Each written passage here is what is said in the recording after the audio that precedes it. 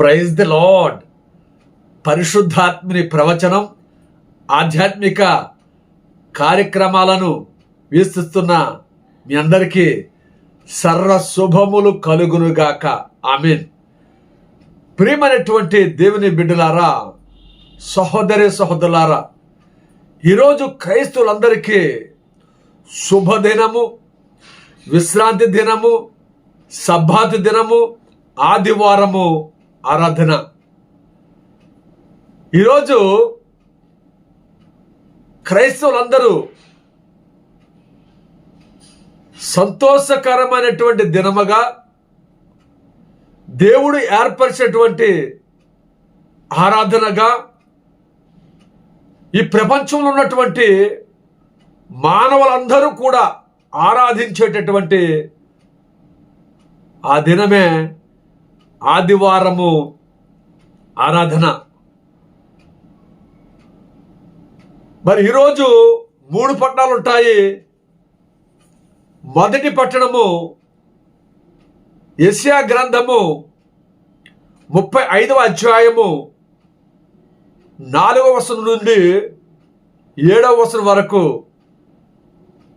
రెండవ పట్టణము అపోస్తలుడైన పునీత యాకోబు గారు రాసినటువంటి లేఖ 2వ అధ్యాయము 1 నుంచి 5వ వచనం వరకు.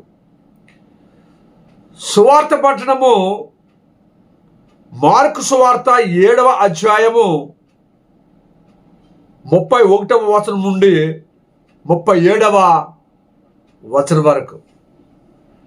మరి సువార్త పట్టణం చదువుకుని మరి వాక్యాన్ని ధ్యానించుకుందాం.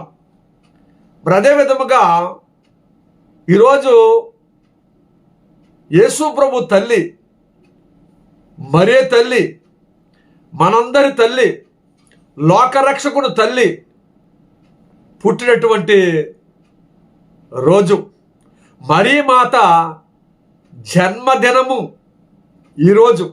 కాబట్టి మరి మరీ మాతను గురించి కూడా కొన్ని సత్యాలను మనం తెలుసుకుందాం. మరి సువార్త పట్టణం చదువుకుని వాక్యాన్ని ధ్యానించుకుందాము. ఏలిన వారు మీతో నుందురుగాక, మీ ఆత్మతో నుందురుగాక. పునీత మార్కు గారు రాసిన సువార్తలోని భాగము, ఏలిన వారా మీకు మహిమ కలుగునుగాక. మార్కు సువార్త 7వ అధ్యాయము 31 నుంచి 37వ వచనం వరకు. పిమ్మట యేసు తూరు ప్రాంతమును వీడి సీదోను దెకపోలి ప్రాంతముల మీదుగా గలిలే సరస్సు తీరమును చేరెను. అప్పుడు అతడి జనులు మోగా చెవిటి వారిని ఆయన యొద్దకు తీసుకొని వచ్చి వాని మీద ఆయన హస్తముంచమని ప్రార్థించిరి. యేసు వానిని జనసమూహము నుండి ప్రక్కకు తీసుకొని పోయి వాని చెవులలో తన వ్రేళ్లు పెట్టి ఉమ్ము నీటితో వాని నాలుకను తాకి ఆకాశం వైపు కనులెత్తి నిట్టూర్చి ఎప్పత అనెను, అనగా తెరవబడుము అని అర్థము. వెంటనే వాని చెవులు తెరవబడెను. నాలుక పట్టు సడలి వాడు తేలికగా మాట్లాడసాగాను. ఇది ఎవరితో చెప్పరాదు అని ఆయన వారిని ఆదేశించెను. ఆయన వలదన్న కొలది మిక్కిలిగా దానిని వారు ప్రసారము చేసిరి. చెవిటివారు విన్నట్లు, మోగవారు మాట్లాడునట్లు సమస్తమును ఈయన చక్కపరిచి ఉన్నాడు అని అందరూ మిక్కిలి ఆశ్చర్యపడిరి. ఇది క్రీస్తు నాథుని యొక్క రక్షణ సుశేషము.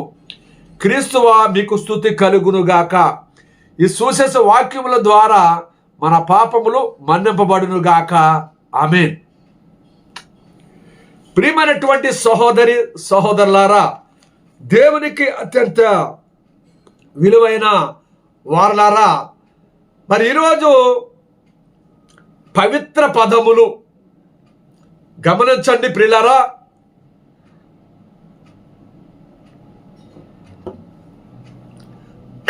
పవిత్ర పదము ఏంటి? ఆ పవిత్ర పదము ఏంటి? ఆ పవిత్రమైనది ఏమిటి? పరిశుద్ధమైనది ఏమిటి? పవిత్రమైన దినము అంటే ఏమిటి, పవిత్రము అంటే ఏమిటి అని మనకు కొన్ని సందేహాలు వస్తూ ఉంటాయి. అయితే ప్రియమైనటువంటి దేవుని బిడ్డలారా, సృష్టికర్త అయినటువంటి యావే దేవుడు,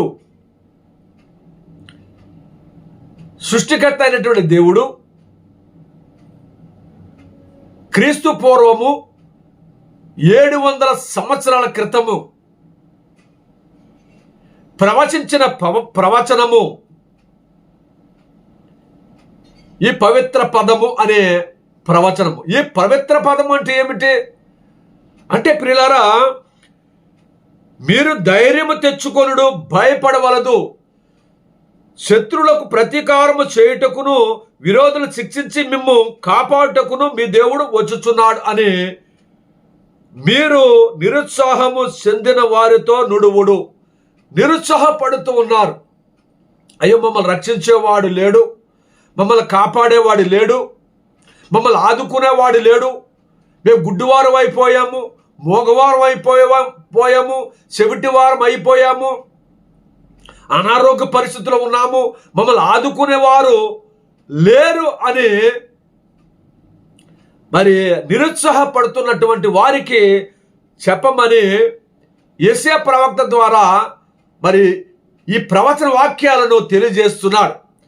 మరి ఆ రోజుల్లో అప్పుడు గుడ్డివారు చూతురు, చెవిటివారు విందురు, కుంటివారు లేడువడే గొంతులు వేయుదురు, మోగవారు సంతసముతో కేకలిడుదురు, ఎడారిలో జలములు పెళ్ళబుకును, మరుభూములు ఏరులు పారును, ఎండిన నేల సరసగును, మాడిన నేల నీటి బుగ్గలు పుట్టును, పూర్వము నక్కలు వసించిన పొదలలో తుంగలు జమ్ములను ఎదుగును అని యెషయా ప్రవక్త ద్వారా దేవుడు పలికిన పలుకులండి.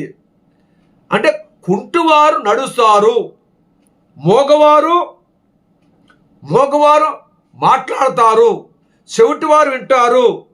మరి మీరు కుంటివారు లేడు వల్ల గొంతులు వేస్తారు, మోగవారు సంతోషంతో కేకలు పెడతారు.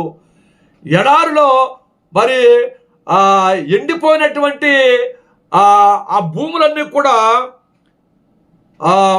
మాడిపోయినటువంటి భూమంతా కూడా మరల వర్షాన్ని కురిపిస్తాను. తదుపరి మీరు ఎండిపోయినటువంటి ఆ నేలంతటిలో కూడా మీరు జమ్ము తొంగలు మొలుస్తాయి.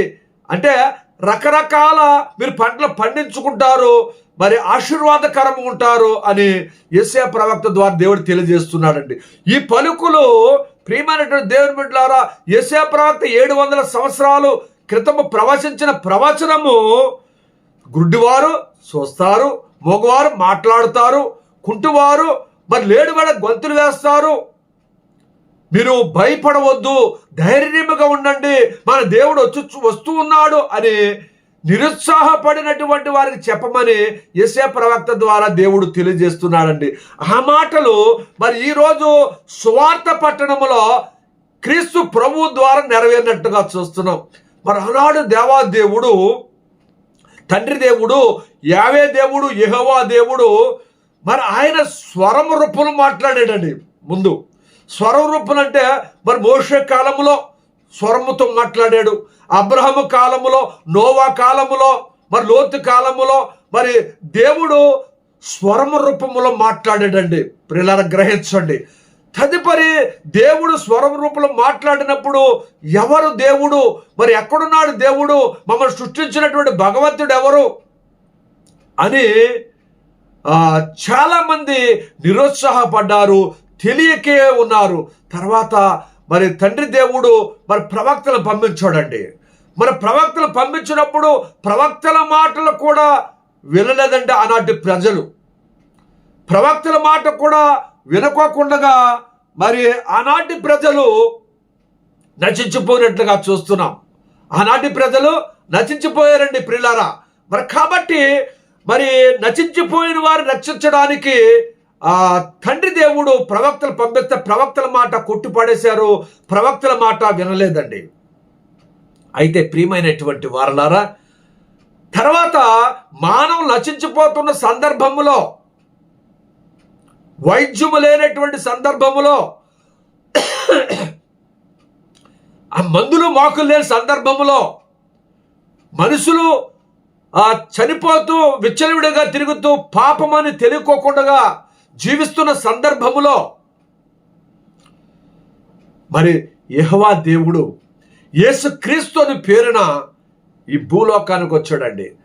భూలోకానికి ఏ విధంగా వచ్చాడని మరీ తల్లి గర్భము ద్వారా వచ్చాడండి. అందుకని యెషయా ప్రవక్త గ్రంథంలో 7వ అధ్యాయం 14వ వచనం చూసినట్లయితే, ఒక యువతి గర్భము ధరించి కుమారుని కనును, ఆయనకి ఇమ్మానుయేలు అని పేరు పెట్టబడును. ఈ ప్రవచనము కూడా క్రీస్తు ప్రభు వచ్చిన తర్వాత, యేసుక్రీస్తు ప్రభు వచ్చిన తర్వాత మత్తయి సువార్త 1వ అధ్యాయం 21వ వచనం కాడి నుంచి 23వ వచనం చూసినట్లయితే, కన్యక గర్భము ధరించి కుమారుని కనును, ఆయనకి ఇమ్మానుయేలు అని పేరు పెట్టబడును. ఇమ్మానుయేలు అనగా దేవుడు మీతో ఉన్నాడు అని అర్థం. అంటే యేసు ప్రభు వారు ఏ విధంగా మరి భూలోకానికి వస్తున్నాడంటే, ఎవరు పవిత్రమైన కన్యక, తండ్రి దేవుడు ఆలోచించాడు, ఏ విధంగా నేను వెళ్ళాలి భూలోకానికి, ఏ విధంగా నా కుమారుని పంపించాలి అని ఆలోచించి ప్రత్యేకమైనటువంటి విధిగా, అంటే ప్రియమైనటువంటి దేవుని బిడ్డలారా, మరీ తల్లి గమనించండి, మరీ తల్లి ఈరోజు మరీ తల్లి పుట్టినరోజు, మరీ తల్లి జన్మదినాన్ని కొనియాడుతున్నాం మనం. అయితే మరీ తల్లి వృద్ధాప్యం ఉన్నటువంటి అన్నా జాక్యములకు ఎప్పుడు పుట్టిందండి? వృద్ధాప్యం పుట్టింది. మరి యేసు ప్రభు వారు మరీ తల్లి గర్భమున పవిత్రాత్మ వలన గర్భము ధరించి నువ్వు కుమారుని కంటావని దేవదూతతో, ఏ విధంగా అయితే గాబ్రియల్ దేవదూతతో మరి సందేశాన్ని మరీ తల్లికి వినిపించి, మరీ తల్లి ద్వారా యేసు ప్రభు వారు ఏ విధంగా పరిశుద్ధాత్మ ద్వారా పుట్టాడో, అలాగే మరీ తల్లి కూడా అన్నా జాక్యములకి పరిశుద్ధాత్మ ప్రభావం వల్ల మరీ తల్లి పుట్టిందండి. ఎంత గొప్ప ఆశ్చర్యమైన సందేశం అండి ఇది, ఎంత గొప్ప సందేశం అండి ఇది. ఆ మరీ తల్లి అన్నా జాక్యముల వృద్ధాప్యములో ఆ పరిశుద్ధాత్మ ప్రభావం వల్ల మరీ తల్లి పుట్టింది. పుట్టిన తర్వాత మరీ తల్లిని ఆ దేవాలయం తీసుకెళ్ళడం, ఆమెను 8వ రోజు 7వ పునరుత్థానం చేయించి 8వ రోజు యెరూషలేము దేవాలయం తీసుకెళ్ళడం, దూత చెప్పినట్లు మరియమ్మ గారికి మరి అని పేరు పెట్టడం, ఎవరు అన్నా జాకులు పెట్టారండి. మరి ఆ విధంగా మరి అన్నా జాకులు పుట్టిన ఏకైక కుమార్తె మరి పుట్టినప్పుడు కానించి దేవాలయంలో తీసుకెళ్తుండేవారు. మరి తల్లి పాటలు పాడిదండి, వాక్యం చదివిదండి, అందరితో ఆడుకునేదండి, పాటలు పాడేదండి. అంటే ఈ సత్యము ఎవరికి తెలియదు. అంటే ఈ సత్యాన్ని మీరు తెలుసుకోవాలని చెప్పి మీ దైవదాసులుగా తెలియజేస్తున్నాను. మరీ తల్లి పరిశుద్ధురాలు, పవిత్రురాలు. ఆమె దేవుళ్ళ విధంగా పెరిగింది, భక్తిలో పెరిగింది, విశ్వాసంలో పెరిగింది, నమ్మకంలో పెరిగింది. ఎవరి ముఖము పురుషుని ముఖం ఎరుగదు. అట్లాంటి పరిశుద్ధురాలైనటువంటి ఆ మరియమ్మ గారికి యేసు ప్రభు పుట్టాడండి. కాబట్టి మరీ తల్లి పరిశుద్ధురాలు, అందుకని మరీ తల్లిని ప్రత్యేకంగా ఎన్నుకున్నాడు.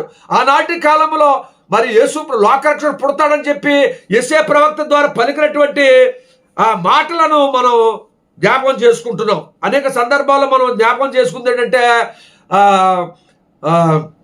మరీ తల్లి యెషయా ప్రవక్త ప్రవచనము ద్వారా మరీ తల్లి పుట్టబోతుందని ఆ ప్రవచనం విని అనేక మంది స్త్రీలు, యువతులు ఎదురు చూశారు. అయితే దేవుడు ఏర్పరచుకున్నటువంటి మరీ తల్లి పరిశుద్ధురాలు కాబట్టి ఆ మరీ తల్లి గర్భం ద్వారా యేసు ప్రభు పుట్టాలని లోకరక్షకుడు యొక్క ఆశ, కోరిక నెరవేరాలని యుక్త సమయంలో మరి ఈ విధంగా మరీ తల్లి ఎన్నుకున్నాడండి. అయితే ప్రియమైన దేవుని బిడ్డలారా, ఈ యేసు ప్రభు మరీ తల్లి గర్భం నుండి వచ్చాడు. వచ్చిన తర్వాత ఆయన 30 సంవత్సరాలు మరి మామూలు వ్యక్తిగా ఉన్నాడు. తర్వాత పరిశుద్ధాత్మ ద్వారా, అంటే యోహాను చేత బాప్తిసం యోర్దానులో పొందిన తర్వాత పరిశుద్ధాత్మ పావుర రూపం వలె, శరీర రూపం వలె మరి యేసు ప్రభు మీదకు వాలి, ఈయన నా ప్రియమైన కుమారుడు, ఈయనందు నేను ఆనందించున్నానని చెప్పి ఆ స్వరం వినపడింది. అయితే యోహాను గారు మరి ఆ స్వరం విన్నాడు. ఆయనే ఈయన, దేవుడు చెప్పినటువంటి మానవుడు ఈయన చెప్పులు వారిని ఇప్పుటకైనా నేను అర్హుడు కాదు, మీరు అందరూ కూడా మారు మనసు పొందండి, పాప క్షమాని నిమిత్తము ఏదైనా బాప్తిసం పొందండి అని మొదటిగా ముందు యేసు ప్రభు కంటే 6 నెలల ముందు పుట్టినటువంటి యోహాను గారి ద్వారా దేవుడు మార్గం సిద్ధపరిచాడు. యేసు ప్రభు పుట్టిన తర్వాత మరి యేసు ప్రభు వారు 30 సంవత్సరాలు మామూలు వ్యక్తిగా ఉన్నాడు. 30 సంవత్సరాల తర్వాత యోహాను సేవత బాప్తిసం పొందుకున్న తర్వాత మరి యేసు ప్రభు వారు సువార్త ప్రకటించడం ప్రారంభించాడు. మరి సువార్త ప్రారంభించిన తర్వాత ఇక్కడ ఈరోజు ఆ సువార్త పడిన చదివినటువంటి భాగంలో చూస్తున్నాం. యేసు ప్రభు తూరు ప్రాంతమును వీడి సీదోను దెకపొలి ప్రాంతంలోకి వెళ్ళినప్పుడు, సరస్సు దాటి వెళ్ళినప్పుడు అచటి జనులు మోగవాణి చెవిటి వాణిని తీసుకొచ్చి ఆయన మీద మీ హస్తం ఉంచినట్లయితే అతడు చెవిటివాడు వినగలుగుతాడు, మోగవాడు మాట్లాడగలుగుతాడు అని యేసు ప్రభుతో చెప్పినప్పుడు యేసు ప్రభు జనసమూహుడిని పక్క తీసుకెళ్ళి వాని సేవలు తను వేడి పెట్టి ఉమ్ము నీటితో ఆయన ఉమ్ము నీటితో నాలికల గద్ది ఆ మోగవాని నాలిక మీద పెట్టి యపాత అని చెప్పినప్పుడు, యపాత అంటే తెరువుము అని అర్థం అనమాట. అప్పుడు మోగవాడైనటువంటి వాడు మాట్లాడాడు, చెవిటివాడైనటువంటి వాడు వినగలిగాడు. మరి ఈ విధంగా ఆ యెషయా ప్రవక్త గ్రంథంలో చదవబడినటువంటి లేఖనము ఇక్కడ నెరవేరినట్లుగా చూస్తున్నాం. ప్రియమైనటువంటి దేవుని బిడ్డలారా, మరి ఈ విధంగా చెవిటివారు విన్నట్లు, మోగవారు మాట్లాడినట్లు సమస్తమును ఈయన చక్కపరిచి ఉన్నాడని అందరూ కూడా ఆశ్చర్యపడ్డారండి. ప్రియమైనటువంటి దేవుని బిడ్డలారా, సహోదరి సహోదరులారా, ఇది ఒక ఆశ్చర్యమేనండి. ఒక మానవుడు మరి గుడ్డివాడి కన్నుల మీద గుడ్డివారికి ప్రార్థన చేసినప్పుడు కళ్ళు తెరవడం, అలాగనే బెచ్చదారు కోనేట్లో అక్కడికి రోగులందరూ కూడా వెళతారండి. ఎవరైతే ఏ రోగి అయితే ముందు ఆ కోనేట్లో దిగుతాడో వాడికి స్వస్థత కలుగుద్ది. అక్కడ గుడ్డివాడు అక్కడ ఉన్నాడండి. ఆ గుడ్డివాడిని ఏమన్నాడంటే యేసు ప్రభు వారు బురద నీటితో ఆ కళ్ళు తాకి నువ్వు బెత్షెబా నదిలో కడుక్కోమన్నప్పుడు అతడు చూడగలిగాడండి. మరి ఈ విధంగా గుడ్డివారు చూడడము, మోగవారు మాట్లాడడము, చెవిటివారు వినడము ఎప్పుడు జరిగింది? యేసు ప్రభు వచ్చాక అద్భుతాలు జరిగినాయండి. ప్రియమైనటువంటి దేవుని బిడ్డలారా, మీరు మనలో కూడా మోగతనము, గుడ్డితనము, చెవిటితనం కూడా ఉందండి. దేవుని మాటలు వింటూ ఉంటాము కానీ మోగవాళ్ళకి మాట్లాడమండి. ఆ కళ్ళుండి చూస్తాము కానీ ఎవరో నాకు తెలియదు అంటాము. చెవి నుండి వింటాము కానీ ఆ వాక్యం నాకు అర్థం అవ్వలేదే, దైవజనులు చెప్పి మాట నాకు అర్థం అవ్వలేదు అంటూ ఉంటాం. ప్రియమైనటువంటి దేవుని బిడ్డలారా, అనేక సందర్భాల్లో మోగవారుగా, గుడ్డివారుగా, చెవిటివారుగా మారిపోతూ ఉంటారు ప్రజలు. ఆ విధంగా ఉండొద్దండి. ఆ విధంగా ఉంటే దేవుడు నిన్ను ఆశీర్వదించాడు. దేవుడిని ఆశీర్వదించాలంటే నువ్వు దేవుని వాక్యాన్ని వినాలి, శ్రద్ధగా వినాలి, ఆయన నిజమైన దేవుడు నమ్మాలి. అందుకే నమ్ముట నీ వల్ల అయితే నమ్మవానికి సమస్తము సాధ్యమునండి. అయితే ప్రియమైనటువంటి దేవుని బిడ్డలారా, యేసు ప్రభువు నిజమైన దేవుడు అని అంగీకరించి మార్పు చెంది మారు మనస్సు పొందితే నువ్వు పరలోక రాజ్యంలోకి వెళతావు. అట్లాంటి పరలోక రాజ్య భాగ్యం పొందుకోవాలని నేను కోరుకుంటున్నాను. ప్రియమైనటువంటి దేవుని బిడ్డలారా, ఈరోజు చదవబడినటువంటి 2వ పట్టణము యాకోబు గారు రాసినటువంటి లేఖ 2వ అధ్యాయము మరి 1 నుంచి 5వ వచనం చూసినట్లయితే, ప్రియులారా సోదరులారా, మీరు ప్రజల పట్ల పక్షపాతం లేకుండా ఉండవాలను. ప్రజల పట్ల పక్షపాతం చూపెడుతూ ఉంటారు. ఉన్నవాడని, లేనివాడని, ధనికుడని, దరిద్రుడని, ఉన్నవాడిని ఆహ్వానిస్తూ ఉంటారు, లేనివాడిని పక్కతో చేస్తూ ఉంటారు. ఇక్కడ యేసు ప్రభు ఇక్కడ మరి యాకోబు గారు చక్కటి మాట తెలియజేస్తున్నాడు. వ్రేలికు బంగారం ఉంగరమును మంచి దుస్తులు ధరించిన ధనికుడు ఒకడు మీ సమావేశమున ప్రవేశించననుకొనుడు. చింపురు గుడ్డలు ధరించిన ఒక పేదవాడు కూడా ప్రవేశించననుకొనుడు. ఈ ఉన్నతాసనమును అలంకరింపుడని మంచి దుస్తులు ధరించిన వ్యక్తితో ఎక్కువ మర్యాదగా నీవు అక్కడ నిలువుము, లేదా ఇక్కడ నా పాద పీఠమునకు సమీపముగా నేలపై కూర్చుండుము అని పేదవానితో పలుకరాదు. బంగారం ఉంగరం పెట్టుకొచ్చిన వాళ్ళని, నగలు వేసుకొచ్చిన వాళ్ళని, మంచి మంచి బట్టలు వేసుకొచ్చిన వాళ్ళని రండి అయ్యో రండి అగ్గగ్రాడిపోతూ ఉంటారు. ప్రియమైన దేవుని బిడ్డలారా, ఉన్నవాడినైనా లేనివాడినైనా పేదవాడినైనా ధనికునైనా దరిద్రునైనా దేవుడే సృష్టించాడు. దేవుడే సృష్టించాడు కాబట్టి వాని క్రియలు బట్టి వానికి దేవుడు ప్రతిఫలం ఇచ్చినప్పుడు నేను ఉన్నవాళ్ళగా అయిపోవాలి, నేను పేదవాడిని కదా అని అనుకోకూడదు. అలాగే ధనికుడు వారి పేదవాడిని చూసి వెక్కిరించకూడదు, పేదవాడిని విమర్శించకూడదు, పేదవాడి గురించి చెడుగా మాట్లాడకూడదు. నేను ఉన్నాను కదా, సోఫా సెట్ల మీద కూర్చుంటాం, పరుపు మంచాల మీద ఉంటాం, మేము ఏసీలో ఉంటాము, మా దగ్గర బోల్ డబ్బు ఉంది, మాకు ఆస్తులు ఉన్నాయి, అంతస్తులు ఉన్నాయి అని చెప్పేసి అనుకోకూడదు. అట్లాంటి వారిని ముందుకొచ్చి కూర్చోండి, ముందు సీట్లో కూర్చోండి, ఆ సీట్లో కూర్చోండి, అక్కడ కూర్చోండి అని అనకూడదు. పేదవాడు వచ్చాడు అనుకోండి, పేదవాడిని లేరా నా దగ్గర నేను చెప్పినట్టు కూర్చున్న పక్కన కూర్చో, కింద కూర్చో అని అగౌరవించకూడదు. మరి పక్షపాతం చూపించకూడదు. ఈరోజు ప్రియులారా, ప్రజలు పక్షపాతం చూపెడుతున్నారు.